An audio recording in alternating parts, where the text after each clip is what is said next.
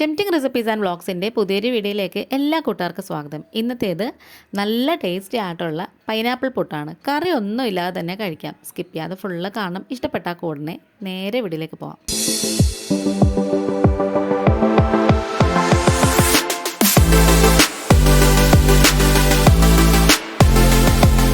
അപ്പോൾ ദേ നന്നായിട്ട് വിളഞ്ഞ് പഴുത്ത നാടൻ പൈനാപ്പിൾ എടുത്ത് വെച്ചിട്ടുണ്ട്.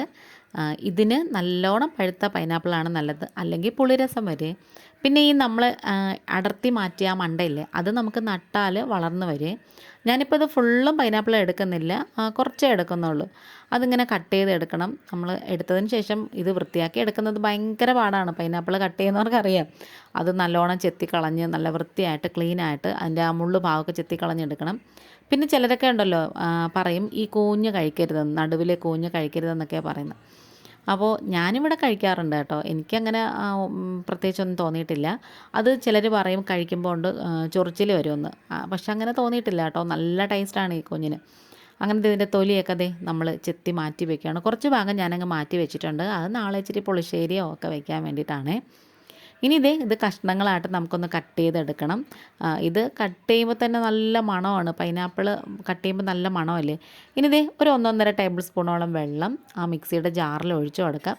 എന്നിട്ട് നമ്മൾ നല്ലോണം കട്ട് ചെയ്ത് വെച്ചിട്ടുള്ള ആ പൈനാപ്പിൾ മൊത്തം അതിലേക്ക് അങ്ങ് ഇട്ട് കൊടുക്കാമേ. ഇനി നന്നായിട്ടിങ്ങനെ അരച്ചെടുത്തിട്ടുണ്ട്. അത് കഴിഞ്ഞിട്ട് നമുക്കതൊരു വലിയ ബേസിനിലേക്കോ അല്ലെങ്കിൽ നമ്മൾ മാവ് കുഴയ്ക്കാൻ എടുക്കുന്ന പാത്രത്തിലേക്കോ ഒഴിച്ചു കൊടുത്തിട്ട് ഒരു നുള്ള് മഞ്ഞൾപ്പൊടിയും പിന്നെ ആവശ്യത്തിനുള്ള ഉപ്പും കൂടി ഇട്ട് കൊടുക്കാം. പിന്നെ നമുക്ക് പുട്ടുപൊടി നമുക്കിത് ചേർത്ത് കൊടുക്കാം. ഞാനിപ്പം 240 ml കപ്പിൽ 1 കപ്പ് ഇട്ട് കൊടുത്തിട്ടുണ്ട്. ഇനി നമ്മൾ കുഴയ്ക്കുമ്പം പിന്നെ പുട്ടുപൊടി കുറവാണെന്ന് തോന്നുന്നുണ്ടെങ്കിൽ കുറച്ച് പൊടി ഇട്ട് കൊടുക്കാം. മാവ് ലൂസാണെന്ന് തോന്നുന്നെങ്കിൽ. അതല്ലാന്നുണ്ടെങ്കിൽ ഇച്ചിരി വെള്ളം ഒഴിക്കുന്നതുകൊണ്ട് കുഴപ്പമില്ല. എനിക്കിപ്പം പൊടി ഇടേണ്ട ആവശ്യമേ വന്നുള്ളൂ. അപ്പം ഞാനൊരു ഇച്ചിരി ഒരു 1/4 കപ്പും കൂടി ഇട്ട് കൊടുത്തിട്ടുണ്ടായിരുന്നേ.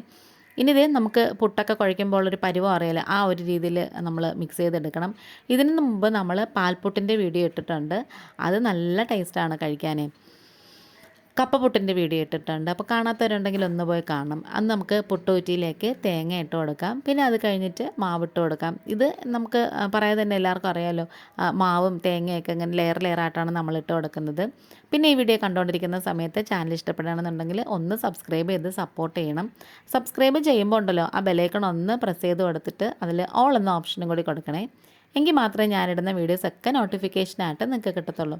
ഞാനിത് വെക്കുന്ന സമയം കൊണ്ട് തന്നെ പുട്ടുകുടം ഗ്യാസിൽ വെച്ചിട്ടുണ്ടായിരുന്നു നല്ലോണം തിളയ്ക്കാൻ വേണ്ടിയിട്ട്. അത് തിളച്ച് വന്നപ്പോഴത്തേക്കും ഞാൻ പുട്ടുകുറ്റി അതിനേക്ക് വെച്ച് കൊടുക്കണം. ഒരു 5 മിനിറ്റ് പോലും വേണ്ട കേട്ടോ. ഒരു 3-4 മിനിറ്റിനുള്ളിലുണ്ടല്ലോ പുട്ട് നല്ല സൂപ്പറായിട്ട് റെഡിയായിട്ട് വരും. നല്ല ടേസ്റ്റാണ്. ഇതിൽ നമ്മൾ പ്രത്യേകിച്ച് പഞ്ചസാര ഒന്നും ചേർക്കേണ്ട ആവശ്യമില്ല. ആ പൈനാപ്പിളിൻ്റെ ഒരു പ്രത്യേക മധുരം ഉണ്ടല്ലോ, അത് കഴിക്കുമ്പോൾ തന്നെ നമുക്ക് നന്നായിട്ട് അറിയാൻ പറ്റും. ഇനി ഞാൻ പതിയെ ഇങ്ങനെ തള്ളി കൊടുക്കുവാണ്. ഉടഞ്ഞൊന്നും പോയിട്ടില്ല. നല്ല സോഫ്റ്റായിട്ടുള്ള പുട്ട് ഇവിടെ നല്ലോണം റെഡിയായിട്ട് വന്നിട്ടുണ്ട്. അപ്പോൾ ഇനി നമുക്ക് നല്ല അടിപൊളിയായിട്ട് കഴിച്ചു തുടങ്ങാമേ. അപ്പോൾ ഇന്നത്തെ വീഡിയോ ഇത്രയേ ഉള്ളൂ. വീണ്ടും വേറൊരു വീഡിയോ ആയിട്ട് വേഗം വരാം.